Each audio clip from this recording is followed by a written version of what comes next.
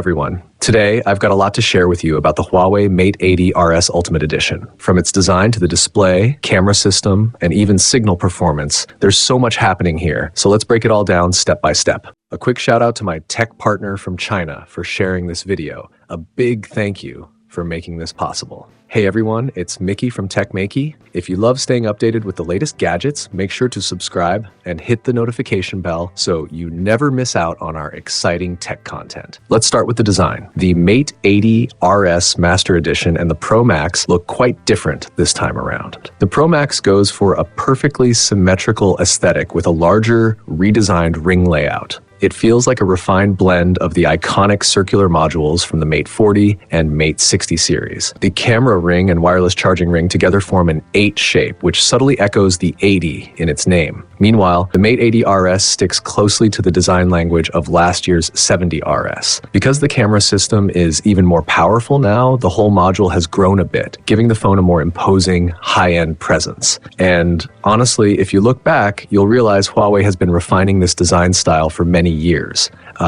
Some people have commented that the RS design hasn't changed much and might feel repetitive, but actually it's the complete opposite. A product positioned at this level shouldn't undergo drastic redesigns every generation. It needs subtle refinement, not a full makeover. Why? The reason is simple. Truly top-tier products don't rely on dramatic visual changes to prove their worth. Brands at the peak of the pyramid value heritage, stability, and instant recognition. Think about it. Porsche's 911 has kept its core design for over 60 years. If you list the years where it completely changed its silhouette, headlights, or rear shape, there are almost none. Every new generation is carefully fine-tuned. It's not that they can't change it, it's that changing the fundamentals would break the lineage. A 911 that doesn't look like a 911 isn't a 911 anymore. Another example, Hermès's Kelly bag. It comes out in new colors each year, but the shape, the structure, the silhouette, always the same. Because that shape is the identity. That's exactly the challenge and beauty of designing a top-end product.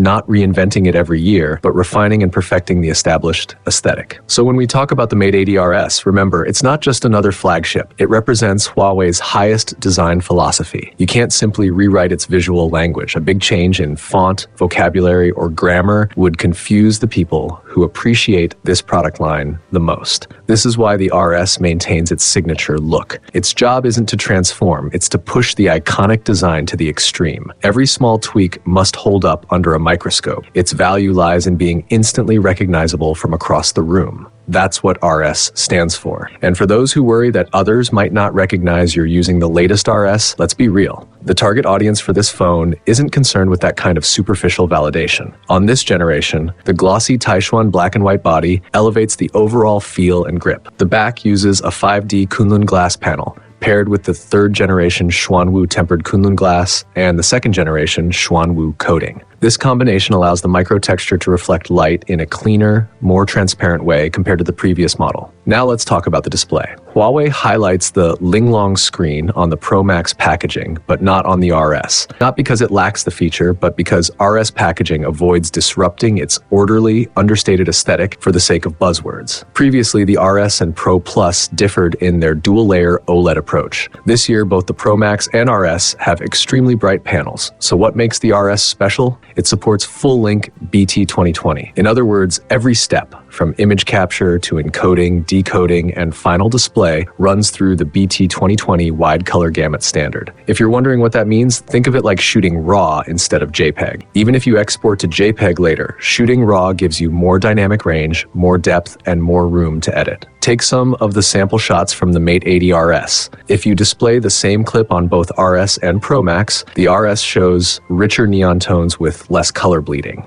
Add in the excellent brightness handling, and the RS display performs brilliantly whether you're outside under strong sunlight or using it in darker environments. Now on to the camera. This year's RS camera system doesn't leave any room for Pura to catch up easily. It features the second generation Hongfeng imaging system, dual front-end networks, and a telephoto lens that supports both long-range shooting and macro. The ISP has improved significantly, and video performance has taken another leap forward. When I first started using this phone, the thing that shocked me the most was how incredibly consistent the colors were across all four cameras. It honestly felt unreal. This was the situation. I was sitting in a restaurant with mixed lighting, uneven color temperatures, and scattered light sources. I snapped 6 photos using 4 different focal lengths, and from ultra-wide all the way to telephoto, the color consistency was almost unbelievable. Aside from the occasional shift caused by side lighting, everything matched extremely well. And this time, the Hongfeng imaging system really performs in every scenario, not just in tricky lighting. We tested it in bright daytime scenes and nighttime environments.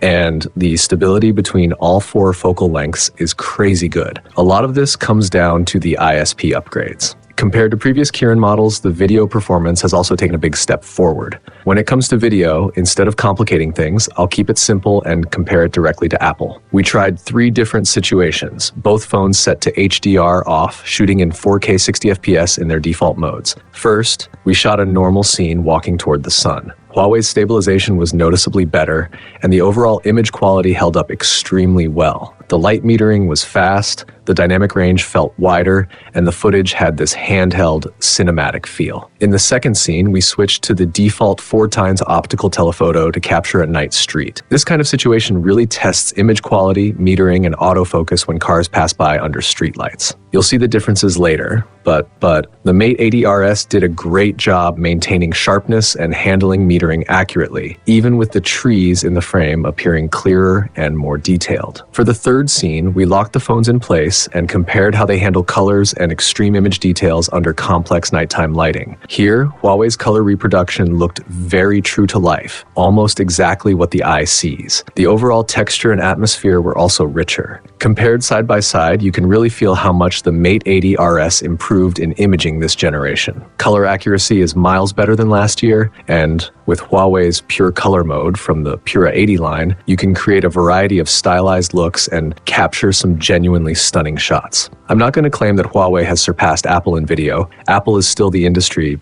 benchmark. But when it comes to telephoto shooting, low light scenes, complicated mixed lighting, and everyday stability, Huawei has made huge progress. The improvements in white balance consistency and stabilization are impressive. Next, let's talk about network performance. We ran speed tests on 3 different devices across 3 real-world environments: a basement, a subway station, and a crowded commercial area. Each test was repeated 5 times. In every single scenario, the Mate 80RS delivered faster and more stable network performance than the other 2 phones. And if you go into the Mate 80RS settings, you'll see an option to add an eSIM. Yes, you read that correctly. The Mate 80RS supports dual physical SIMs plus dual eSIMs. That means this phone can run 4 cards with dual standby. This is especially useful if you travel internationally because you can activate service instantly without needing a physical card and enjoy seamless global roaming. So now that we've talked about the design, the screen, and the imaging improvements, it's clear that the Mate 80 series has evolved in all the right ways. The design stays true to the signature look of the previous generation, but overall, I think the visual refinement on this generation is the best the Mate line has had in a long time. The display experience is also top tier, and it has some real advantages over competing brands. Imaging is where the biggest leap happened. Better colors, a stronger ISP, and dual front-end networks mean Huawei can confidently stand shoulder to shoulder with other flagship phones. The consistency across all focal lengths is one of its biggest strengths, and I can confidently say that in daily use, the Mate 80RS feels like one of the smoothest phones in the entire industry. Without even enabling performance modes, the everyday fluidity outperforms Apple and many Android custom UIs. Obviously, I'm referring to regular day-to-day tasks. Maybe the only question left is whether HarmonyOS 6.0 fits everyone's needs. For me personally, the ecosystem integration covers about 98% of my daily use cases. No issues at all. With HarmonyOS 6.0, the connection between apps and the system is even tighter. Apps can be placed directly onto the island feature, which wasn't possible in 5.0. And Huawei's app gallery also includes Jiuitong apps directly, installed just like any native app. For most people, using HarmonyOS 6.0 as their main system won't be a problem. If you agree and you're already using it, drop a 1 in the comments and back me up. So if that sounds good to you, then the Mate 80RS is a beautifully balanced, ultra-smooth flagship with strong performance in cameras, display, and overall experience. And the pricing this year is more consumer-friendly. The RS Master is incredibly powerful, but the Pro Max isn't far behind either. Based on the combination of product strength and pricing, I genuinely feel like Huawei is officially back in the fight and hitting hard. All right, that wraps up today's video. What do you think of the new Mate 80 series? Share your thoughts in the comments below. If you enjoyed this video, don't forget to like, comment, and share. I'll see you in the next one. Bye.